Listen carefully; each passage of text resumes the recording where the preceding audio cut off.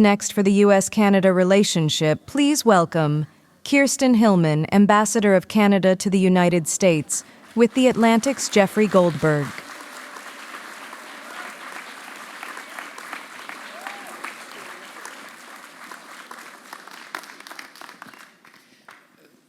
Thank you very much for joining us today.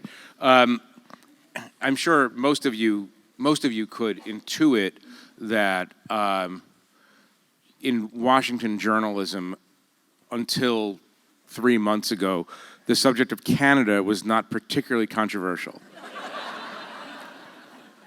I mean, we visit. We like Tim Hortons. We like hockey. It's the world's longest peaceful border. It's just not that controversial. And Canadians, sorry to engage in a stereotype, are pretty mild-mannered. And so it has not been a subject of overwhelming journalistic interest or controversy. Obviously, things have changed. I was talking to, and you saw her a little while ago, Anne Applebaum, and Anne said something to me that struck me. She said that Donald Trump has achieved the impossible. He's made Canadians angry. And so I want to start with that, Madam Ambassador.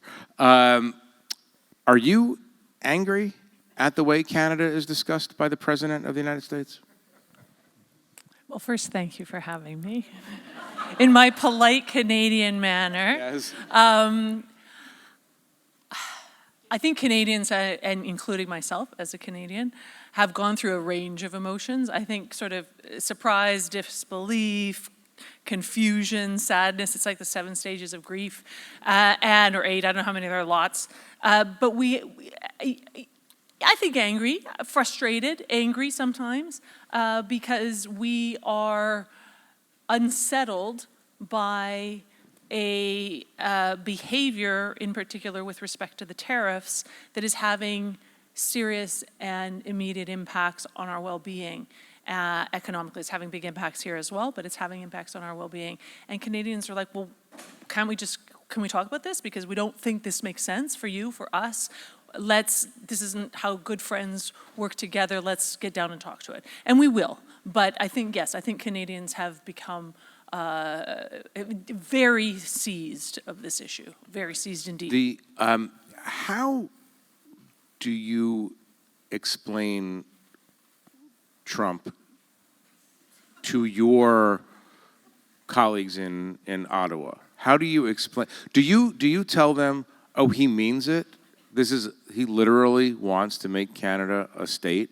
Do you take him seriously but not literally? Do you take him not seriously and not literally? One of the main roles as the senior Canadian representative in the American capital is to explain America to your bosses, and they then explain it to the Canadian people. How do you explain it? So, a few things. One, I think that it's clear that the President of the United States and his administration are seeking to transform, in particular, their economic relationship with the world, and therefore very much with us. We have the single biggest trading relationship with you of any country in the world. We're your biggest customer. We buy more from you than China, Japan, the UK, and France combined. Like, it's a huge relationship in all ways, not just economic. And the president and his administration are seeking to change that in ways that I think are quite consequential. And so that's the first thing I say. And that is what it is. It will change, and therefore we will change, and therefore we will move into something different than we have been in for a few generations. In terms of taking the president seriously, Donald Trump is the president of the United States. Of course we take him seriously. Of course we take him seriously. He's a man with enormous influence and power over this country and the world. And so, yes, he has to be taken seriously. I had the opportunity to talk to the president last Thursday, and I raised some of these issues with him. I want to just read you one passage and maybe get you to comment on what you think he means and then we could talk about tariffs. Uh-oh. Yeah. No. It's going to be fine. It's going to be totally painless. This is Trump speaking. I left some very smart people from other countries today, and I have them all the time. You understand, he speaks in a shorthand, patois. And I think maybe one of the things I've been most successful with is foreign relations. This is me interjects. I think the Canadians would disagree. Trump, well, the Canadians. Here's the problem I have with Canada. We're subsidizing them to the tune of $200 billion a year. And we don't need their gasoline. We don't need their oil. We don't need their lumber. We don't need their energy of any type. We don't need anything they have. I say it would make a great 51st state. I love other nations. I love Canada. I have great friends. Wayne Gretzky's a friend of mine. I have great friends. I said to Wayne, I'm going to give you a pass, Wayne. I don't want to ruin his reputation in Canada. I said, just pretend you don't know me. But they're great people. You know, they do 95% of their business with us. Remember, if they're a state, there's no tariffs. They have lower taxes. We have to guard them militarily. Me, you seriously want them to become a state? I think it would be great. I respond, a hell of a big democratic state. Trump, a lot of people say that, but I'm okay with it if it has to be, because I think you know, actually, until I came along, then I respond, because I was losing my mind. I'm no political genius, but I know which way they're going to vote. They have socialized medicine. Trump says, you know, until I came along. Remember that the conservative is leading by 25 points. My colleague Ashley Parker says, that's true. And Trump said, then I was disliked by enough of the Canadians that I've thrown the election into a close call, right? I didn't even know if it's a close call, but the conservative, they didn't like Governor Trudeau too much, and I would call him Governor Trudeau, but he wasn't fond of that. And then we changed the subject because I didn't feel like it was going anywhere interesting. I want you to break this down for me, starting from the beginning. Here's the problem I have with Canada. We're subsidizing them to the tune of $200 billion a year. True? Untrue? Untrue. Explain the context. So, as I said, Canada and the United States have the biggest bilateral trading relationship in the world. We sell back and forth in goods and services, $2.5 billion a day, $2.5 billion a day. It's an enormous, it's hard to conceive of for most of us what that looks like. In that relationship, for those who are looking at this through the perspective of balanced trade, which the president most certainly does, in other words, that we sell as much as we buy, Canada has a trade deficit, in other words, we buy more than we sell, of manufactured goods, of electronics, certainly services. So stuff that Americans make and manufacture, the things that the president is very deeply concerned about ensuring stay here for good jobs for Americans. We buy more of that from you than you buy from us. And we are about 1/10 your size. So just to put that in perspective. And actually, another thing to put in perspective is in manufactured products for the United States, more than half of what you manufacture in the United States you export. So selling your manufactured products to other countries is very important for the jobs that the president wants to create. And I think 77% of your economy runs on services. Again, we are a huge service consumer of American services. But a third of what we sell you is energy. And a lot of that is oil. And the Canadian oil that we sell is transported down to the Gulf Coast where it's refined. It is, frankly, according to many Canadian experts, sold at a discount. And that has to do with the fact that we only have so many pipelines and we can only get it to so many places. That product is then refined and resold at 3 times the price into the United States to third country markets, keeping your manufacturing costs down, right? The manufacturers that rely on that energy, keeping the price at the pump for Americans down. So yes, we sell you more energy than you sell us. That is absolutely true. And because a third of what we sell you is energy, overall we have a trade deficit, but it's about $60 billion, not 200. But if you want to balance the trade, if the United States wants to balance trade with Canada, the only way to really do that, we can't buy that much more from you. We are 41 million people. There's only so much we can buy. We will have to sell you less energy. And I don't actually think that's what the administration wants. And I think proof of that is in the fact that when the tariffs were put on to products of all nations, the tariffs put on Canadian energy were some of the lowest of all, right? So when he says we don't need anything that you make, that is self-evidently untrue? Well, I think that it is, first of all, I believe that the U.S. benefits from the Canadian energy relationship, from our manufacturing relationship. We sell you critical minerals, we sell you uranium, we sell you, all sorts of products that if you weren't buying them from us, and if you don't have them in the ground, if you don't actually have them, then you're going to buy them from someone else. And is it going to be Belarus or Venezuela, right? Where is this going to come from? Why wouldn't you buy it from us? An ally, a steadfast ally and friend, an ideologically aligned country that, wants democracy and rule of law. So what does need mean? Does it mean the United States could survive without affordable Canadian energy? Probably. Does it mean that the price of all sorts of things would go up for Americans? Yes, it does. Does it mean you might buy it from Venezuela? Probably. Is that the objective? I don't think so. I think what the president is looking for is a conversation around making sure that the U.S. is getting the best out of all of these relationships. And I am eager for that conversation because I think when we dig into the facts, we're going to see that we are a source of strength, and he's going to, his people and he will see the degree to which we're a source of strength for Americans. Do you believe this is a fact-based administration? I believe it can be. I do. And seriously, I believe that the president is attuned to the effects of his policies on American people. I do. Let me ask you this. You were, before you came to Washington 5 years ago, you actually came as ambassador to the previous Trump administration.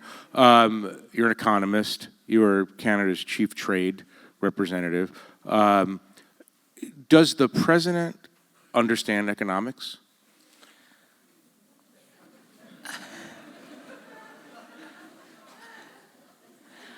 I think the president understands, I think the president has a very specific vision of what he's trying to do in America.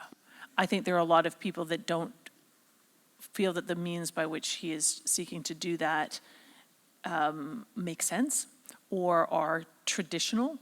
But he's undaunted. I think that's really clear. The president believes in putting in place policies, in particular tariffs, to draw investment into the United States and manufacturing into the United States. And he believes that that is going to work. And I am not here to question that. I am here to say, if that is the policy that the United States wants to adopt, there are ways in which, in applying that policy to Canada, you are actually undermining your own policy. Can you spend a minute or two, I know it's not very long, explaining, necessarily from a Canadian perspective, the flaws in, not a specific policy, a general notion of tariffs that the Trump administration is propounding? So tariffs are essentially a tax on anything that's imported into the country, right? Well, that's what they are. Not essentially, that is exactly what they are. They are a tax on something that is imported into the country. And they serve a variety of purposes. They raise revenue. They disincentivize imports. They make imports more expensive. And by disincentivizing imports, they can potentially, I suppose, incentivize domestic production. All of that works in the abstract and sometimes in the concrete. But again, coming back to Canada, US, we are deeply integrated over generations to be as efficient and competitive as possible as neighbors and partners by using the comparative sort of advantages, if you will, of each country. So we are a commodity country. We do lots of great stuff other than commodities, but in our relationship with the United States, largely what we do, 70% of what we sell to you are inputs that you put into products that you manufacture in the United States and often sell back to us. That's energy, lumber. Energy, lumber, minerals, like small bits of machinery that go into bigger bits of machinery, steel, aluminum, right? And, Canadians might well say, well, wait a minute here. We actually want to be doing that manufacturing at home. And back to one of your first points, one of the reactions in Canada, which I think is a positive for our country, is hang on a minute here. We need to be doing more for ourselves. We need to be reinvesting in what we're doing here in Canada. We need to be more resilient and stronger. So you buy quite a bit of, you buy products from America that have Canadian-made components that are then being finished, sent back. Correct. In an almost, in this case, a developing world kind of relationship. You send us the raw. No, I'm not saying that. Well, I mean, but so a lot of our trade is same in agriculture. I was talking to a CEO this morning who's in the agricultural field. We sell you 10,000 cattle a month, right? Which you process into food, and you sell some of that food back to us. You sell a lot of it here at home, but so we are deeply integrated. And sometimes it goes the other direction. Sometimes you sell us raw materials that we manufacture, but largely it is in that direction. And so that is a good deal for America. That coupled with inexpensive, reliable energy is a good deal for America. And I think that is the proposition, back to your question about does this rationale make sense? I'm not gonna say whether it can make sense with respect to some of the objectives. With respect to our country, if somebody says, is this a fair trading relationship? Is the US getting a good deal out of this? You are getting a good deal out of your relationship with Canada. There is no question about it. But we'll see what more the president needs to talk about in this space. what does an angry Canadian look like? No, I'm serious. Did you watch that last hockey game of the four?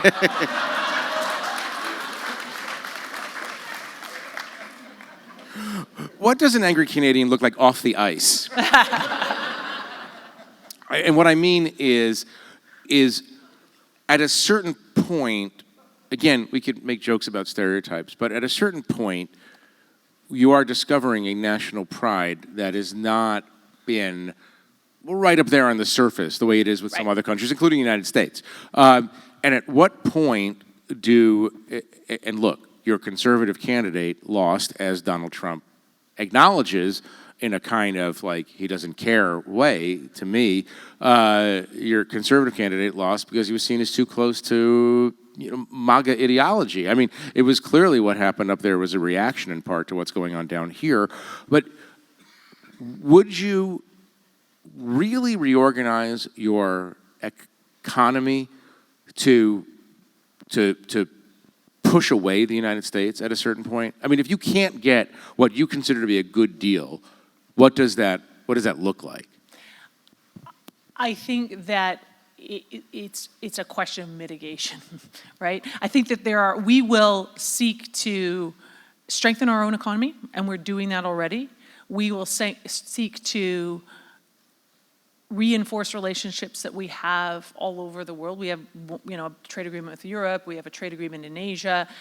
Canadian businesses are already giving me anecdotes about selling their product into those markets. You're a two-ocean country, just like we are. Right. So the products that are not as competitive down here because of the tariffs, they're going to these other countries. The U.S. buyers aren't happy, but the Canadian sellers, are doing what they have to do for business. So strengthening ourselves at home, making sure we have the strongest relationships that we can with our allies around the world and our partners around the world. But of course, we want to get to a place of sort of stability and predictability with the United States. What I'm saying is, what if you can't?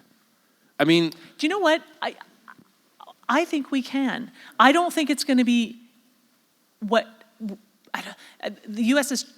this administration has changed the paradigm on the role that it wants to play and how it proceeds in trade and economic discussions and relationships. There's no question about that. And we have to adapt. But the American people, the businesses here in America, consumers here in America, are better off with a more stable relationship with your biggest customer, right? It makes sense for Americans, and it makes sense for the people who have put the president into the White House to have affordable products to buy, to have relationships where companies invest in their communities. Companies don't invest when there's instability. The whole reason we put these sort of international rules in place is to say, okay, over time, you're going to be able to count on this regulatory regime or this tariff or whatever. As that remains tumultuous, as everyone knows who's reading about the effects of this internationally, there is a chill on investment, and there is a concern around the long-term, stability. So I believe we will get back there somehow because it's what is best for the American people. Has Canada made any mistakes along the way in managing its relationship with the United States? Well, that's a good question. Yeah. I mean, we all make mistakes, don't we? But I think that, I don't know, I'm not sure I would characterize it as a mistake. I think that what Canada and probably all of America's, allies around the world have to continually make sure we fully understand is that the U.S. is seeking to play a different kind of role, to do things differently. Here's a very good example, and that we have to not just hear it, but we have to actually act in a way that fully recognizes that and relate to this administration from where they are. Right? They want to transform the way the U.S. relates to the world. They will do that, and we will therefore have to do the same. But here's a very good example. In a lot of this bilateral sort of engagement that is happening with countries, I have noticed that the administration seems far less interested in something that was a big feature of U.S., especially in the economic space, U.S. activity, which was leading the international rulemaking and sort of influencing the world by setting rules for the world. A very good example is I was our chief negotiator for the Trans-Pacific Partnership, and in that agreement, the United States had very specific goals with respect to intellectual property rules that they wanted to have in that agreement. We were 12 countries in that negotiation. No one else wanted those rules, or many of them none of us were interested in, but the U.S. insisted on a series of rules in that agreement.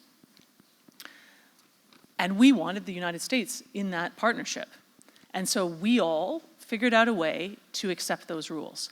When the United States backed out of the Trans-Pacific Partnership and the rest of us went forward and implemented that agreement, we carved all those rules out. They're gone.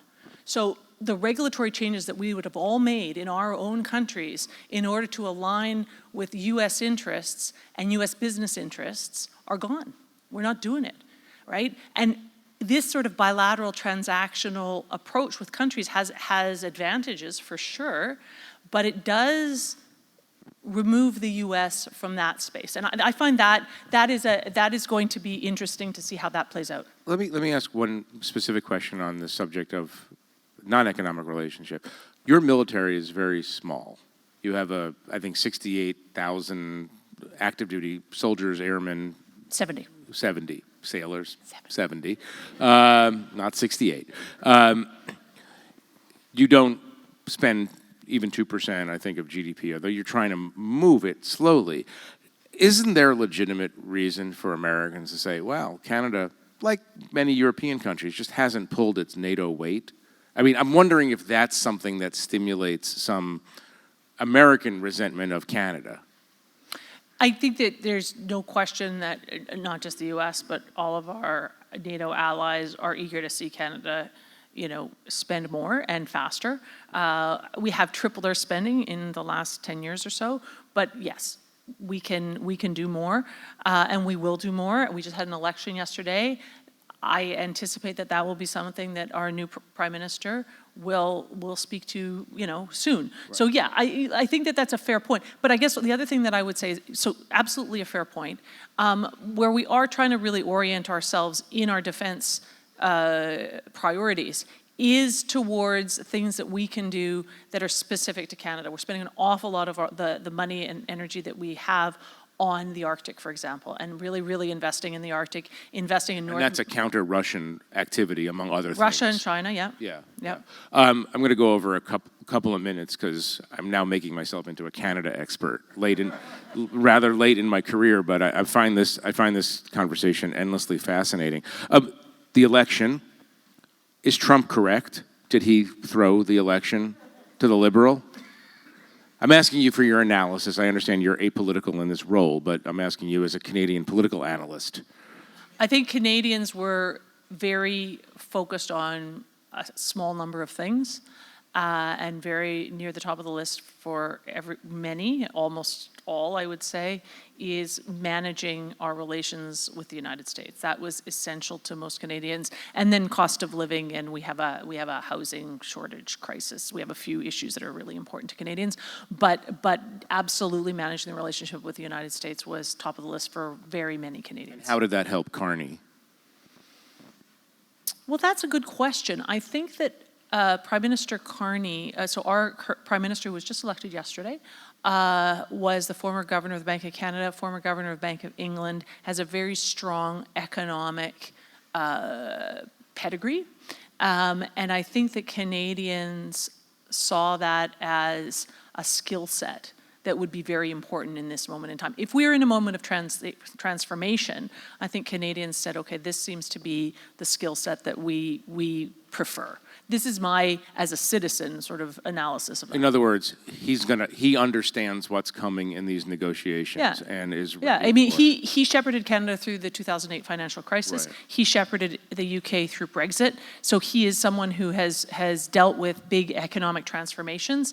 And I think that was something, and he's never been elected to office before. Right. So he's not a politician. So that was, I think, very uncommon, right? Right. So we'll see, but I think that if I was to say, I think that's, and it's not me, it's essentially what the pundits in our country are all have the similar analysis. One more, it's not really a short answer, but I'm asking you to make it a short answer, but it's something that is interesting to all of us, this resurgence of Canadian feeling. Under pressure, Canadian patriotism is becoming a thing. And I'm wondering, just speak to this point as a Canadian, native of Alberta, do you feel differently now as a Canadian than you did 6 months ago? Not me. I represent Canada in a foreign land, right? And I am every single day reminded of my Canadianness. It's a big part of my job to understand that and to express who we are as a nation to you here in the United States and others that I encounter. So for me, no. But I would say Canada is a deeply patriotic country. We're a deeply patriotic country with a strong sense of, our values, who we are, and our hopes and dreams. But more to your beginning point, we're a quieter bunch about it, right? We are not born of revolution. We are born of sort of negotiation. We are born of a much more gentle birth, if you will, than the one you encountered. And I think that kind of were ambivalent about King George III. No, we get it. We had the king there are good people on both sides. I get it. And we have our founding nations are France, the UK, but of course our First Nations, our Native people were there who are, remain a huge part of our cultural reality and importance to our cultural identity. So we're just a different country, but it is a we're the less rowdy cousin at the Thanksgiving table. But not today, not today. Not today. Well, getting rowdier. And my final question. When you met Donald Trump 5 years ago, when you first came to Washington to do this job, did you think that he was anti-Canadian? No. Did you anything suggest that, there's trouble afoot here? No, in fact, I met President Trump during the NAFTA renegotiation a few times, and then over the course of the COVID crisis when we had to slow down the border. And on the contrary, I think very supportive of Canada, U.S., very supportive of us. I don't think that President Trump is anti-Canada. Just to be clear, I don't think President Trump is anti-Canada at all. I think and Canada's not anti-United States. I mean, we love you guys. You're our neighbors and our friends. I mean, you're talking about military. We fought and died together in all the wars, and First World War, Second World War, Korea, Afghanistan, all over the world. So there is no greater partnership. We have almost 500,000 people go between our two countries every day. Not maybe lately, but most. But truly, we have an enormous amount of interconnection. And so we are, if you ask me why I'm confident that we will figure this out, it's because of that. It's because of the 500,000 people almost every day. It's because of all of this. We have to. Those of us who represent our people, that is our job, is to figure it out, and we will. And I'm convinced that the president will be happy to do so, or will certainly do so. And you know what else is big in Canada? The Atlantic. Did you know that? I Big magazine in it. And so on behalf of the Atlantic, we thank you for coming today. Thank you. Thank you. We will now take a brief break. Please return to your seats in 15 minutes.